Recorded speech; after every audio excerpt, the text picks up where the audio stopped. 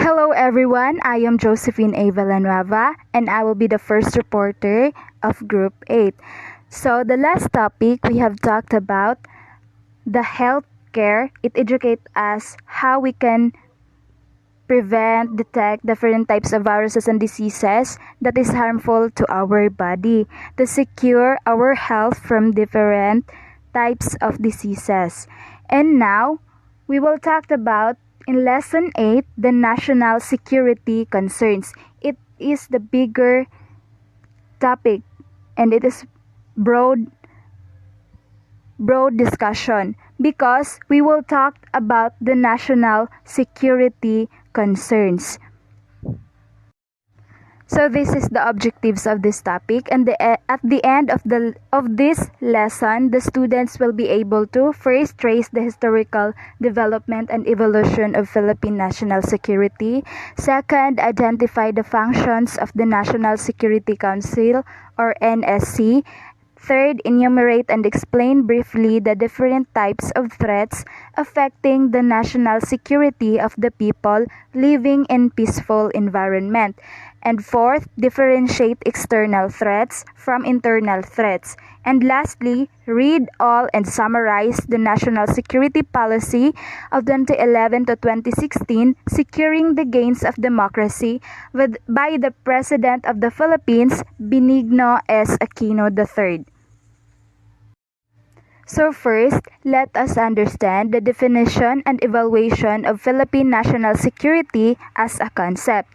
So the Philippines national security, according to National Security Council or NSC, it is a state or condition where our most cherished values and beliefs, our democratic way of life, our institutions of governance, and our unity, welfare, and well-being as a nation and people are permanently protected and continuously enhanced. That is based from Banloy 2010, page 123. The National Intelligence Coordinating Agency or the NICA in 1964 defines national security as the state or condition wherein the people's way of life and being are protected and or advanced. It is the primary concern of the state to ensure the welfare and well-being of every Filipino. So, this is the primary concern of our government to ensure our safety and our security as a Filipino and as a nation. So now let us explore the history or the evolution of the national security. So in 1935, or the Commonwealth Constitution, Commonwealth Act Number 1, also known as the National Defense Act, is the original basis of the national security program of the Republic of the Philippines. So it is because the Commonwealth Constitution is the first effectively implemented constitution in our country. It is also the original basis of the national security program of the Republic of the Philippines. Kasi ito na yung time na nakawala na tayo. We attain freedom from the different foreign colonization. So, dapat i-secure na yung bansa natin sa iba't ibang uri ng mga threats that concerns the national security. In 1991, the responsibility of the national security was vested in the Department of National Defense.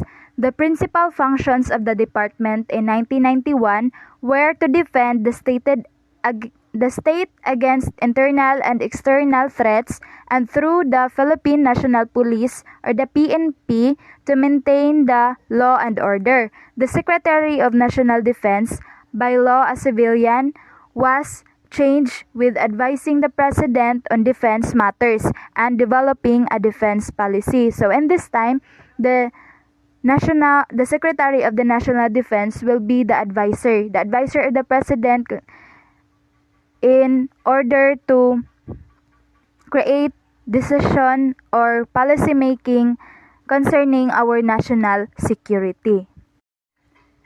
In the year 2002, Philippine President Gloria Macapagal Arroyo has won crucial backing from her cabinet and the Congress for the deployment of U.S. soldiers in the country as part of the war on terrorism. The President convened meeting of the bid to pull wavering officials, including her Vice President, into line and smooth over differences in her administration over the issue. And now let us know what are the functions or what is the function of the National Security Council.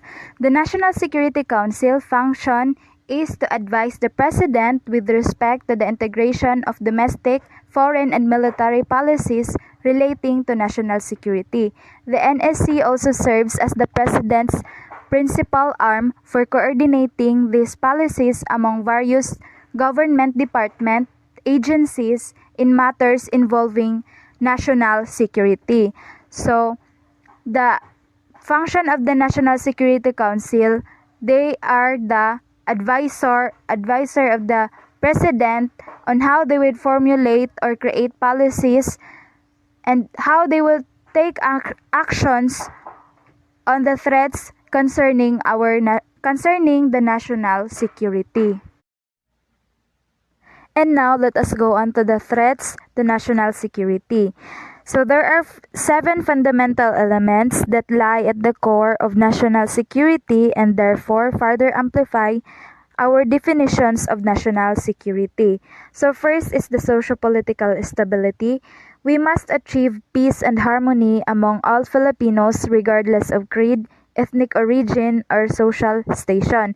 The government and the people must engage in nation building under the rule of law, constitutional democracy, and full respect for human rights. So regardless of the creed or the ethnic origin of every Filipino, we have to participate and cooperate with the government in nation building, just like what happened in the election. The citizens of the country has the opportunity to choose the leaders that will lead the country in order to secure and to maintain socio-political stability. Second is the territorial integrity. We must ensure the permanent inviolability of our national territory and its effective control by the government and the state. This includes the preservation of our country's exclusive economic zone or EEZ and its protection from illegal incursions and resource exploitation. So, pinoprotektahan ng bansa ang lahat ng pag-aari ng or included in our national territory. Just like what happened in the West Philippine Sea, the government protects it with all the power because there are tendency or the possibilities that that place can be a production of fuel. So that is very useful to increase our economy and that could be a big help in our country. Third is the economic solidarity and strengths.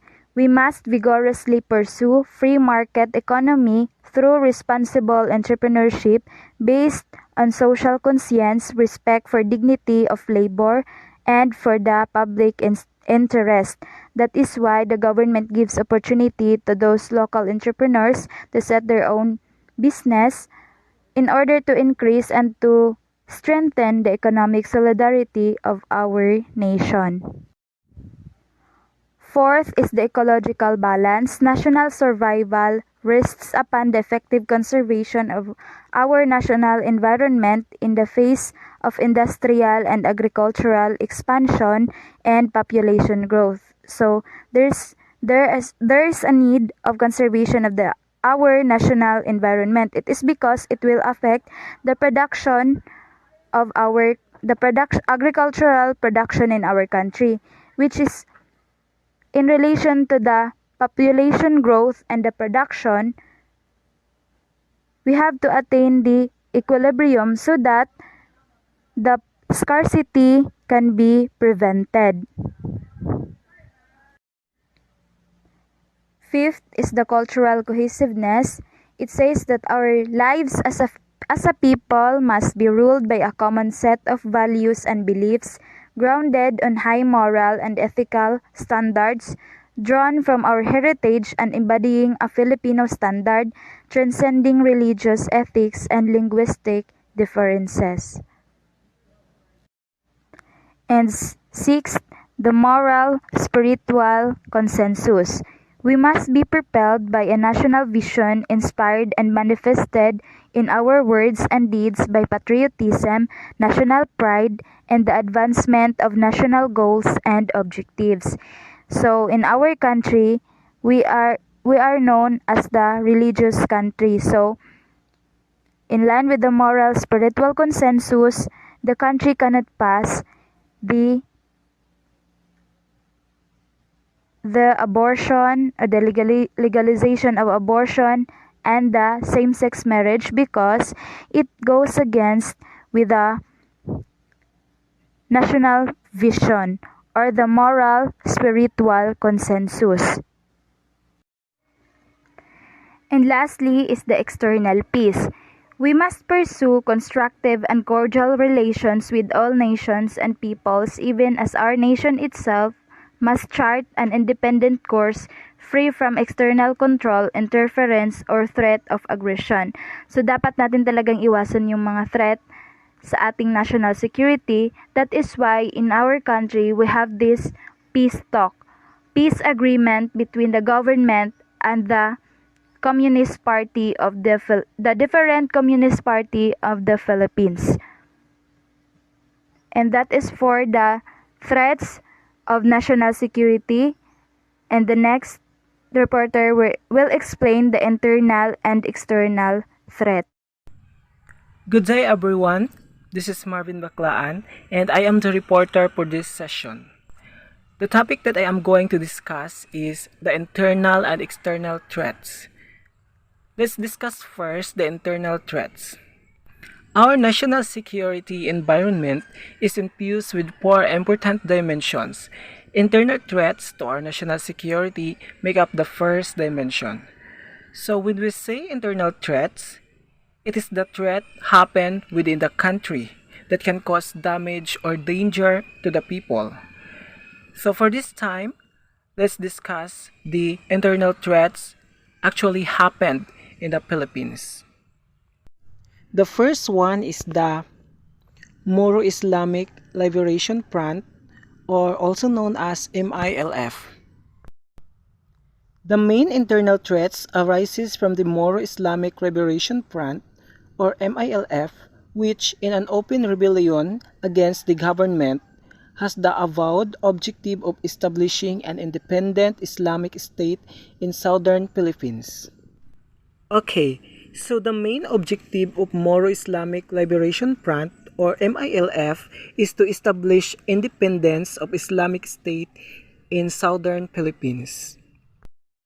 The second is the Communist Party of the Philippines or CPP, New People's Army NPA, National Democratic Front NDF.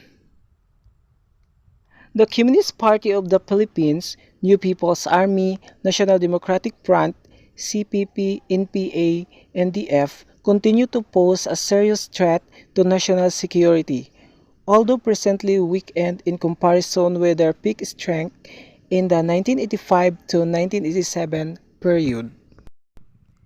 The main goal of Communist Party is they want to overthrow the Philippine government through armed revolution and remove U.S. influence over the Philippines. The third one is organized crime. Organized crime is a national security concern. The challenge of illegal drugs, in particular, has grown into a major threat to the national community. Organized crime is also common internal threats in the Philippines that can be linked to a certain families or barkadas groups who perpetrate crime, ranging from extortion, sale of illegal drugs and narcotics, and loan sharking to robbery, kidnapping, and murder for hire. The next one is the grave incident poverty.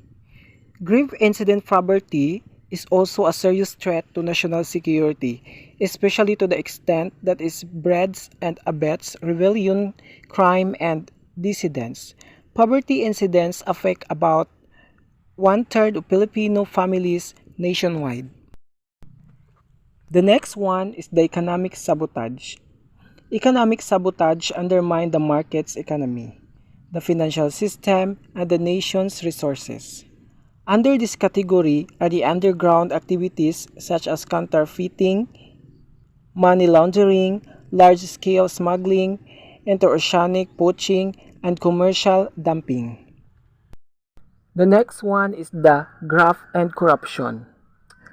Graft and corruption has also become another threat to our national security by virtue of the huge scale by which it saps public resources, undermines the morale of the civil service, and affect the delivery of quality basic services. The next one is the severe calamities. Severe calamities such as earthquake, typhoon, and tsunamis is also one of the internal threats in the Philippines. It can cause serious food shortages and a bit hoarding and profiteering, resulting in hunger, disease, and deprivation. Over the past 10 years, the disaster toll stands at more than 13,000 lives lost at worth of 179 billion pesos of property destroyed. The last internal threat is the persistent environment degradation. Persistent of environment degradation poses a long-term security threat. The attrition of forests and watersheds, airland water pollution, and the proliferation of toxic substances are the causes of sickness, death, and the diminution of national productivity and as well as the well-being. Now, let's proceed to the external threats. External threats. The growing uncertainties that lies in the regional and global milieu make up second dimension of our national security environment. Even as threat of external aggression against our country remains in the remote horizon. External threats means a threat that happens out in the country and usually happens globally. So, there are 9 external threats that I am going to discuss today. The first one is the multilateral dispute over the Spratly Island. The multilateral dispute over the Spratly Islands is a source of intermittent tensions, owing to the building of structures believed to be military-oriented by some claimant countries in the area. This is a clear encroachment into the Philippine EEZ, also known as Exclusive Economic Zone, which is being met through a comprehensive package of diplomatic measures. The second external threat is the smuggling of firearms and contraband, illegal migration, and the occasional movement of foreign terrorists through the porous borders of our southwestern frontier have elicited transnational concern. The smuggling of firearms and contraband, illegal migration, and the occasional movement of foreign terrorists through the porous borders of our southwestern frontier have elicited transnational concern. Philippine law enforcement agencies work closely with international police organizations bilaterally and multilaterally to check these activities. The third external threat is the lingering effects of the currency crisis affecting the countries within the Association of Southeast Asian Nations, also known as ESEAN. The lingering effects of the currency crisis affecting the countries within the Association of Southeast Asian Nations, ASEAN, are a cause of regional anxieties, which tend to aggravate political instabilities and socio-economic dislocations involving the poorest peoples. Okay, so this is also one of the external threats happened not only in Asia but also around the world. Aside from that, because of this pandemic, our economy has decreased and the crisis increased. Now, let's proceed to the fourth external threats. The serious economic disparity between rich and poor nations keep the world in a state of instability and virtually on the brink of war in many places. Local or regional shortages of fresh water, arable land, food, fisheries, and energy fuels are already causing tensions. The fifth one is the ethnic, religious, and cultural conflict pervade many regions and nations, including our own. It is constantly exacerbated by mass poverty, limited access to resources, denial of human rights, lack of national integration, and international issue. Okay, so this is also one of the problems not only in the world but also in our own. As we can see, ethnic, religious, and cultural conflicts also happened there. Now, let's proceed to the six external threats. The proliferation of weapons of mass destructions, MWD, is a threat to global security. Nuclear materials and technologies are more accessible now than at any other time in history. The relative ease of production of both chemical and biological weapons has made these weapons attractive to terrorists. The next external threat is the transnational organized crime. It has been proliferated in the era of globalization. The International Monetary Fund estimates that global drug trafficking now accounts for 2% of the world economy, excluding illicit capital flight and money laundering activities. The next one is the natural disasters and environment.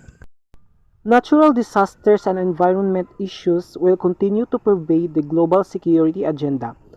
Mankind's global activity, particularly population growth, resource consumption, pollution, urbanization, industrialization, desertification, and deforestation, will increasingly impact climate and weather patterns, strain fragile ecosystems, and put more pressure on health and social support systems.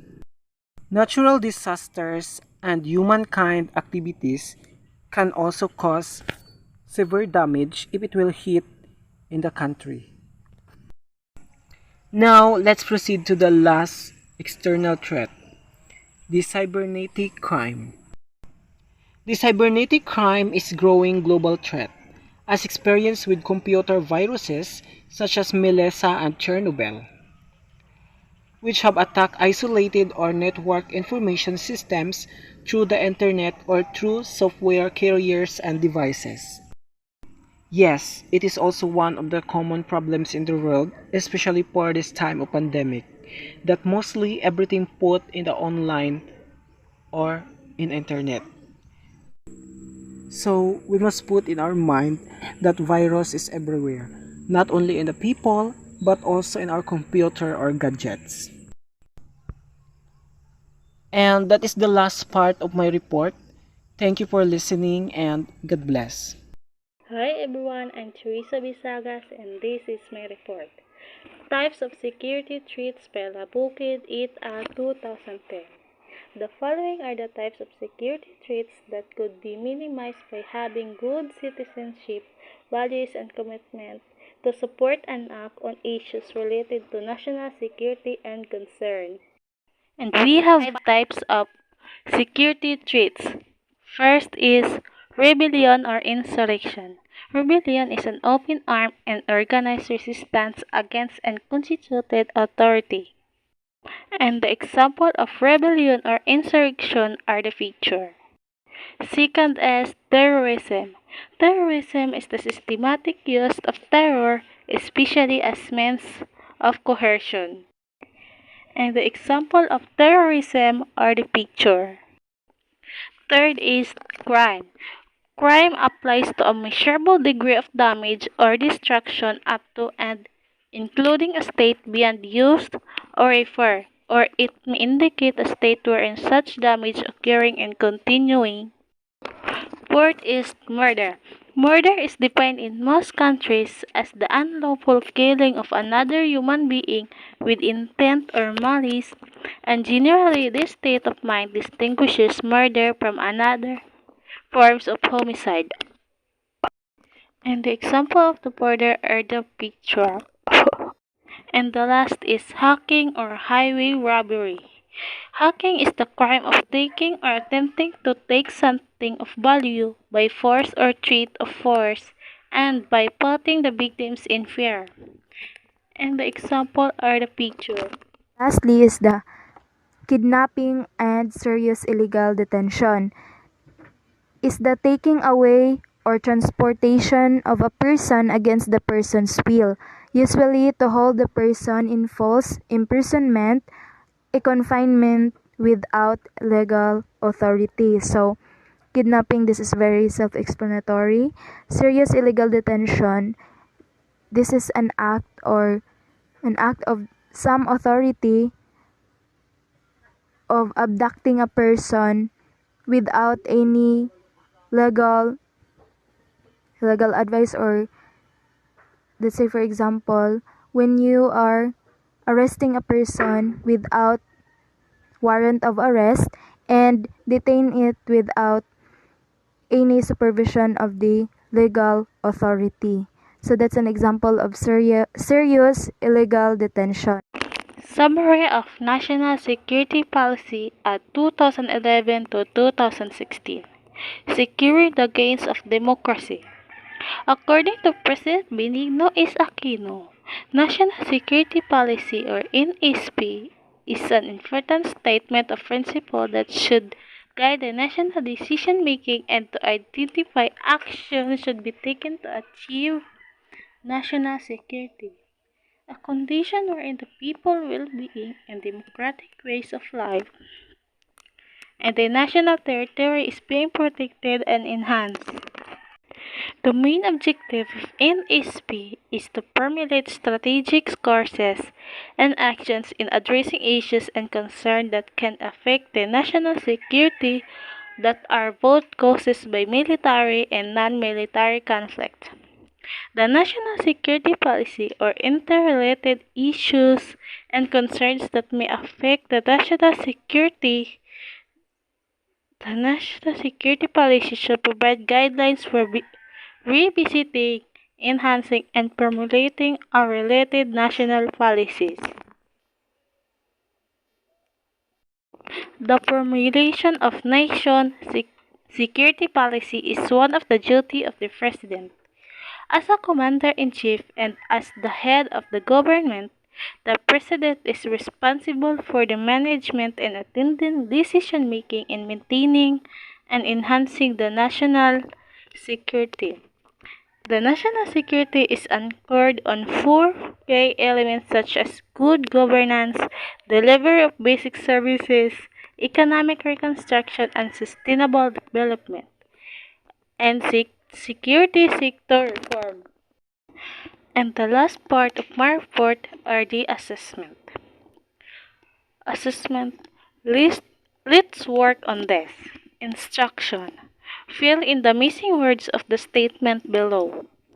Number 1. The Philippines national security according to the National Security Council or NEC is a state or condition where our most cherished blank and our blank ways of life,